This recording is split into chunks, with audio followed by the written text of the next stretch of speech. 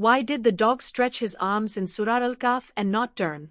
A German medical scholar said, I was traveling one day and I met a young man at the airport who presented me with a translated copy of the Qur'an.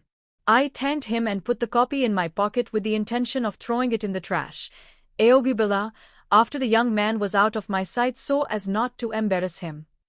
The doctor forgot the copy in his pocket and boarded the plane, and because of the length of the journey and the boredom that permeates it, he said, I took out a copy of the Qur'an from my pocket when I felt its presence, then I opened it and turned the pages, so my eyes fell on Surah Al-Kahf, and I read.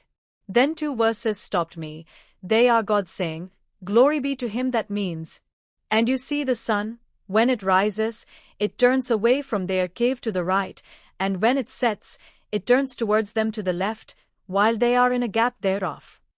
And the verse that means, and you think they are awake while they are lying down, and we turn them to the right and to the left, and their dog stretches out its forearms with a cat's. The doctor says that turning them over while they are sleeping is understandable in order that their bodies do not sore if they remain asleep in one position, but what surprised the doctor what he said in the verse preceding it, and you see the sun, when it rises, it turns away from their cave to the right, and when it sets it turns towards them to the left, meaning that the sun enters the cave every day, but it does not come directly on their bodies, and he says that this is known in medical science. In order not to get bed sores, it must be a ventilated room and the sun enters it without it being directly on the body. Then the doctor went back to thinking about the next verse where he says that really, in order for ulcers not to occur, the lying person must be turned over so that the body does not fester and rot and be eaten by the earth.